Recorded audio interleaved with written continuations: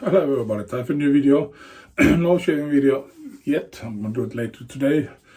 At least I'm gonna do a shave later today. But I have things I wanted to show you. As I asked in the video a couple of videos ago, if you're still interested in seeing these honing videos and so on. And a lot of people said, of course, they want to see more. So I thought I could do a different twist to it. What's his name? Dr. Matt did some similar thing that I'm going to talk about right now. I think it's 2 years ago, something, or 1.5 years, something about that. He's talking about aligning the razor, and he talked a lot about just about aligning the razor, doing the first bevel set and so on. But I'm going to talk a little bit different. If I'm right or wrong, that depends who you ask. This is at least my thoughts and thinking on how the straight razor details on straight razors, what I look at or in the straight razors when I hone them and look at certain things and so on. The things I show you here is not 100% correct. It's just me trying to do some AutoCAD pictures and so show you some things. These measurements and everything is not 100% right and so on. So take it a little bit what it is, but just giving you a clue of how I think and what I think about and what you maybe should think about if you're restoring vintage razors. If there's a new razor, you usually don't have these kind of problems or issues. But to understand a little bit more about things around straight razor honing, this could be very complicated. And I try to keep it as easy as possible, just to give you information on how I think. So if you look at this paper here, this is, and I told you the measurement and so on. If you measure a straight razor and look for the bevel and the angle you're gonna get, you have to measure from the widest part of spine. In this case, it's 5 millimeters, as you can see.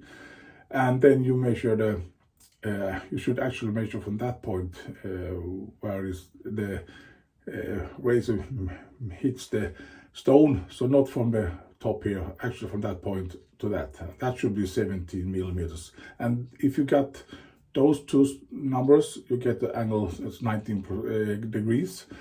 And people talk about you have to get certain angles on the razors and so on. This is, I don't never ever measure these things, but there is a perfect angle to get the perfect cut. I think it's something between 16 to 20 angle, or 17 to 21, something like that. As I told you, I don't measure. If you want, I have Dr. Matt shared it to what do you call it? An Excel arc where you can put the numbers in there, see what angle you got. And if you look at this one and that one, this red line is there, you see. These red lines are where you're showing the angle, of course, and that was the same thing. But this is because you have much more air there and much less air there. This is a wedge razor, and this is the hollow grind or quarter hollow razor. So it depends on how much hollow you got. You still got the same point to the edge to the where you measure the spine.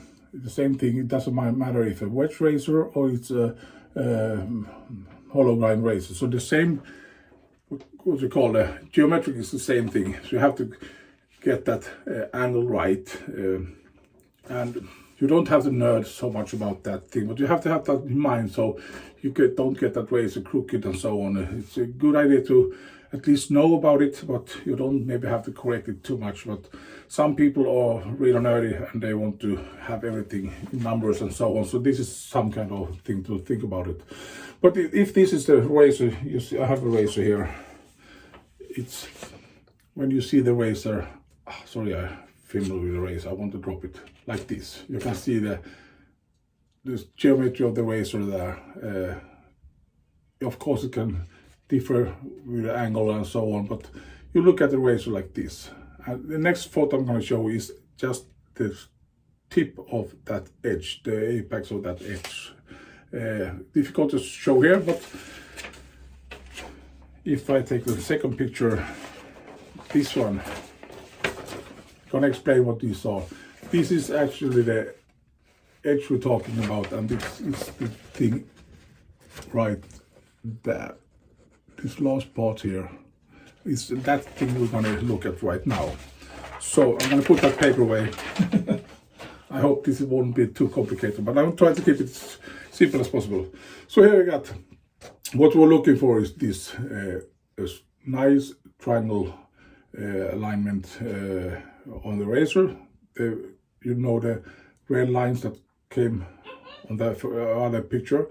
That is what we're looking for. You want to have a triangle like that, and it's sharp and pointy, and that's what we are aiming at. And you see the width of that is the same on both sides. Sometimes you maybe get a hole like this, you don't get the angle right, or it leading to the other side, or you maybe get a razor that's been honed wrong or so on. So I have to think about these things to try to get that nice pointy triangle. And sometimes you got a razor that is really dull, and you had that edge doesn't more going to be pointy. These razors I got here probably not pointy enough, so I have to correct them. You do it by ordinary holding. I have two razors I'm going to talk about. This is the second one, and I'm going to show what issues these have. Of course, these have that type of issue or something like that, because they are vintage razors. They are not shave ready. It's not sharp point. It's not that keen edge. These are not sharp enough. That's one thing about the geometry. So you have to fix that geometry so you got that angle right from this, from here, from the top of that to the spine. So that geometry that people talk, we're talking about the geometry, not the shape of the razor. That's the geometry. And if you manage to get that right, some people use tape, some don't, and you have to maybe correct the spine and so on. The spine could be crooked or something like that, so you have to correct that. But if you get a razor that's decent, I usually use tape, and that helps to correct that easier. But we are looking for that peaky edge, and we try to hone it like that. I'm going to put this paper everywhere, and hope I can find them later. It may be wet when the alignment sink. And if you look at the next picture, it's when you see the blade. In this case, it's going to look like this, something looking at the blade like this, and the thing on the edge here is like this. I'm talking. This is the blade, and this is the edge. Of course, this is not, the proportion is not right. The edge should be maybe this thick, the blade, and the edge is not that. The edge is the smallest thing on the. When you're holding, it's that thing you're working at. And we try to get an edge that is even all the way. It is parallel all the way. Thinking about looking at that point right there on one side. And that is what we see here. Try to get that throughout the whole razor aligned properly. Sometimes it's thinner on one place and thicker on another place, and vice versa. There's maybe some cracks you can see. I try to get those cracks, some hollows, and maybe flickers like this, and maybe that is different because there is a crooked thing in the razor. So you have to, when you hold it, you're gonna get something like that. It's maybe flat all the way, but there is some bent on the blade. So what we're looking for, to try to get an edge like that or something like that. The best thing is to get an edge like that. It's not easy every time when you got the older razor that is crooked, maybe not corrected right and so on. Even new gold dollar razors, you have to correct a lot of things to get that fixed. And if you fix the spine, you have to tape the edge. And when the spine is fixed, you tape the spine and then fix the edge. So correct those kind of things. Cracks is very, very common in when you buy a vintage razor, try to restore them. Very, very often there are small cracks on the edge because the edge is so thin and brittle. That you look at this, that is very thin. Cracks very, very easy. So you have to correct that, because if you get the whole razor sharp and you got those things, it's gonna feel tuggy and doesn't cut. This is a blade that is straight, but if you have a smiling blade, it's the same thing, looks like this. and the smile, try to fix that all the way. It could be like this sometimes or that sometimes, and you got these cracks. And if you hone a smiling blade and just drag it straight on forward, I'm going to show these things when I'm honing. But if you give it flat on your stone and just drag it forth and back and flip it like this, and you hone it, you're going to end like that. You're going to get a straight edge, but the blade is curving. And you don't want to get that, so you have to roll it. So you go over the whole edge with the stone. And you can do it different way. Rolling stroke is one thing you can do. You can hold it like this and go back and forth and so on. I'm going to show a little bit of it. That's in the next video where I actually hone show. But this is things I think about when I hone. I look at the edge. I do some strokes. How does it cut the edge? How does it looks of the couple of strokes? And then I can correct. Why do I have to work with it? Why do I don't have to work with it and so on. If there are cracks like that, or even better to watch, sorry about it, like that, what should I use? It doesn't matter which way I use it. You have to correct those. So it means you have to hone that edge, hone it lower and lower and lower until you get rid of that crack. If there's a crack like that or something, you have to hone it to get it smaller and smaller. Of course, you're going to adjust the razor's length, but it doesn't adjust so much, but just a little. But if you have a very, very old razor, you have to take away a lot of that edge. So it's what do you say?